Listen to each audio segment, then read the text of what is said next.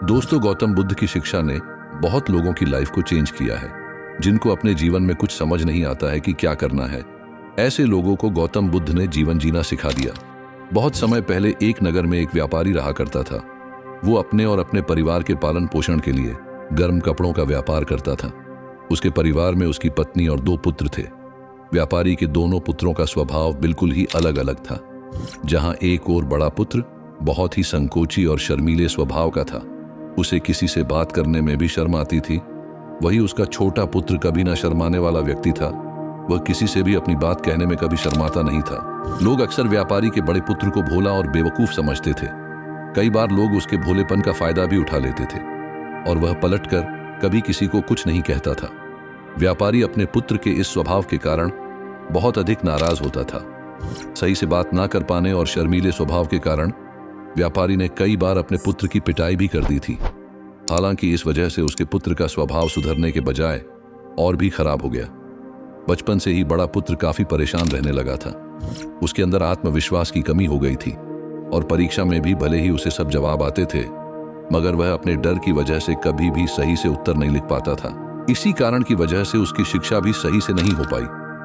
और जब व्यापारी का बड़ा पुत्र जवान हुआ तो उसके पिता ने उसे अपने बिजनेस में हाथ बटाने को कहा। अपने पिता से डर के कारण वह व्यापार करने को तैयार हो गया, किंतु वह कई बार ऐसी गलतियां कर देता था जिससे व्यापारी बहुत अधिक नाराज हो जाता था। एक दिन व्यापारी किसी दूसरे काम के कारण शहर गया हुआ था। उस समय उसकी दुकान पर बड़ा पुत्र बैठा हुआ था। तभी कुछ लोग आए और उन्होंने उससे कहा कि हमें तुम्हारे पिता ने भेजा है। उनका यह कहना है कि इस समय दुकान में कपड़ों से भरी हुई जितनी भी बोरियां रखी हुई हैं, वो हमें दे दो। तुम्हारे पिता ने सभी बोरियों को शहर में मंगाया है।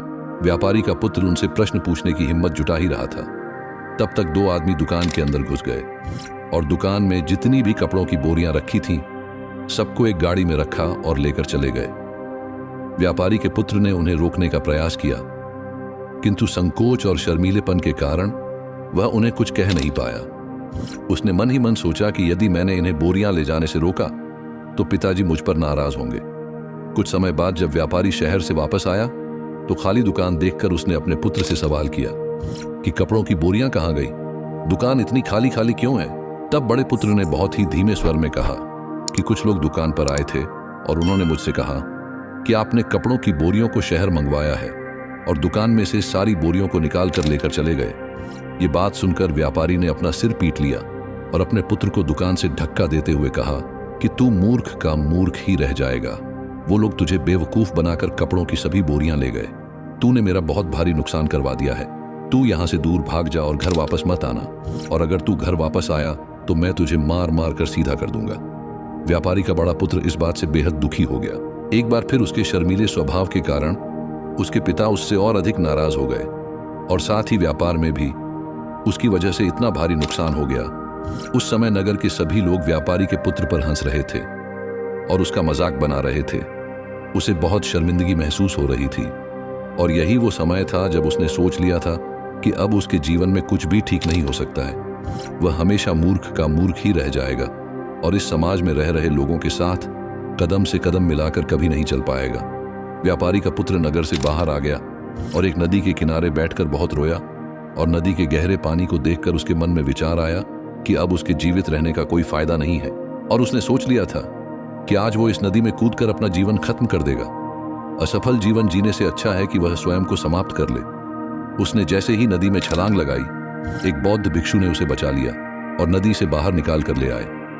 व्यापारी का पुत्र बौद्ध भिक्षु पर नाराज होने लगा और कहने लगा कि तुमने मुझे क्यों बचाया? मैं अब इस असफल जीवन को जीना नहीं चाहता। बौद्ध भिक्षु ने उसे समझाया कि जीवन एक ही बार मिलता है, और यदि तुम जीवित ही नहीं रहोगे तो असफलता को खत्म करके सफल कैसे बनोगे?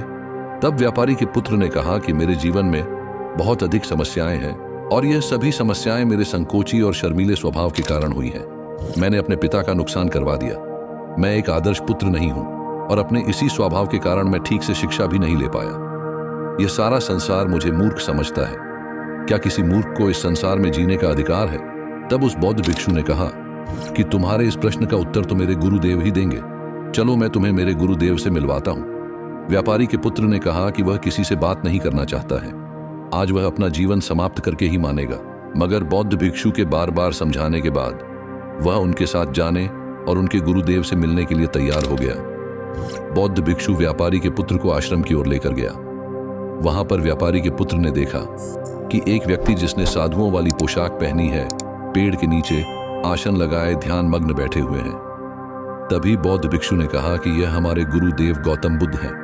दोनों ने गौतम बुद्ध को प्रणाम किया और वह युवक वहीं पर बैठ गया और गौतम बुद्ध को देखकर रोने लगा। तो गौतम बुद्ध ने उससे उसके रोने का कारण पूछा। तब उसने कहा कि अब आप ही मेरी आखिरी उम्मीद हैं। यदि आप मेरी समस्या का समाधान नहीं करेंगे तो मेरा यह जीवन समाप्त हो जाएगा। गौतम बुद्ध ने व्यापारी के पुत्र से उसकी समस्या के बारे में पूछा।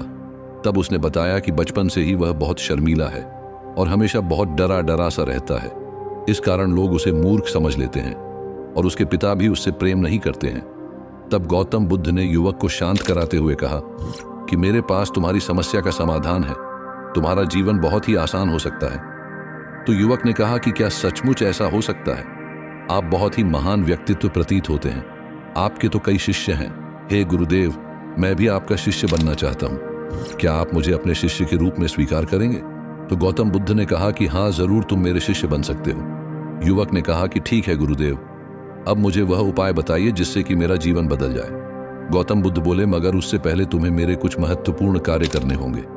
यदि तुम मेरे वह कार्य करोगे तब मैं तुम्हें कुछ ऐसे उपाय बताऊंगा जिनके कारण तुम्हारे जीवन में सब कुछ ठीक हो जाएगा और तुम्हारे पिता भी तुमसे प्रसन्न रहेंगे। गौतम बुद्ध ने उस युवक से कहा कि आज से 3 दिन बाद मैं तुम्हें ऐसे उपाय बताऊंगा जिससे तुम्हारा जीवन बदल जाएगा, मगर 3 दिनों तक तुम्हें मेरे सभी कार्य करने होंगे।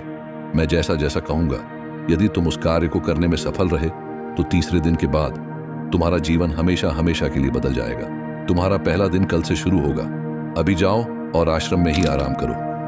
अगले दिन व्यापारी का पुत्र गौतम बुद्ध के पास पहुंचा और कहा कि हे गुरुदेव, मुझे पहले दिन का कार्य बताइए।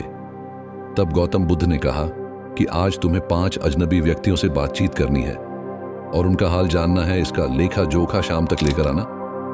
व्यापारी के पुत्र को बड़ा ही संकोच महसूस हुआ, मगर उसने गौतम बुद्ध को हाँ कह दिया और वह निकल पड़ा। 5 अजनबी लोगों से बातचीत करने में शुरू में उसे बहुत अधिक संकोच हुआ। पहले व्यक्ति ने तो उसे डांटकर ही भगा दिया, मगर उसके सामने अपना जीवन बदलने का यही एक उपाय था। आखिरकार कोशिश करते हुए उसने 5 अजनबी लोगों के नाम और उनके व्यापार का लेखा जोखा प्राप्त कर लिया। शाम को जब वह गौतम बुद्ध के पास पहुंचा तो बड़ी प्रसन्नता के साथ उसने गौतम बुद्ध को बताया कि आज का कार्य उसने सही ढंग से पूरा कर लिया है। दूसरे दिन फिर वह युवक गौतम बुद्ध के पास पहुंचा। तब गौतम बुद्ध ने कहा कि आज का कार्य यह है कि तुम आश्रम में रह रहे 20 शिष्यों को संबोधित करते हुए उन्हें वायु के उपयोग के विषय में पढ़ाओ। गौतम बुद्ध की बात सुनकर व्यापारी का पुत्र हक्का बक्का रह गया। उसने कहा कि आप मुझसे किस प्रकार का कार्य करवा रहे हैं? मैं अपनी शिक्षा भी ठीक से पूरी नहीं कर पाया हूं, मैं यह कार्य नहीं कर पाऊंगा। तो गौतम बुद्ध बोले, फिर मैं तुम्हें वो उपाय भी नहीं बताऊंगा। व्यापारी के पुत्र ने प्रार्थना करते हुए कहा कि आप जानते हैं मेरी शिक्षा अधूरी है, फिर मैं किस प्रकार बच्चों को शिक्षा दे सकता हूं? गौतम बुद्ध ने मुस्कुराते हुए कहा कि यहां सिर्फ मैं जानता हूं कि तुम्हारी शिक्षा अधूरी है, वे बच्चे नहीं जानते। तुम रोज अपने जीवन में वायु का उपयोग करते हो, यही सब बातें जाकर उन बच्चों को बतानी है। आखिरकार व्यापारी के पुत्र के पास कोई रास्ता नहीं बचा। हिम्मत जुटाकर वह उन शिष्यों के पास पहुंच गया। शुरू में तो उसके हाथ पैर कांप रहे थे, मगर आखिरकार उसने वायु की विशेषताओं के बारे में बताना प्रारंभ कर दिया। उसने बच्चों को वायु की कुछ विशेषताएं बताई और जल्दी से वहां से भाग आया। गौतम बुद्ध के पास आकर उसने कहा कि बहुत डर लग रहा था, फिर भी मैंने बच्चों को वायु की कुछ विशेषताएं बता दी हैं। गौतम बुद्ध ने कहा कि जाओ एक बार फिर कोशिश करके आओ। व्यापारी के पुत्र ने एक बार फिर हिम्मत जुटाई और बच्चों को वायु के विषय में पढ़ाना शुरू किया। इस बार उस युवक को बिल्कुल डर नहीं लगा, पूरे आत्मविश्वास के साथ बच्चों को शिक्षा दी। तब गौतम बुद्ध ने युवक की प्रशंसा करते हुए कहा कि तुम अवश्य ही साहसी हो। गौतम बुद्ध से शाबाशी सुनकर वह युवक बहुत प्रसन्न हुआ और वो तीसरे दिन जब गौतम बुद्ध के पास आया तो गौतम बुद्ध ने उससे कहा कि आज का कार्य तुम्हें थोड़ा अजीब लग सकता है, मगर आज तुम्हें अपने पिता से मिलने जाना है। गौतम बुद्ध की यह बात सुनकर वह युवक बहुत अधिक डर गया।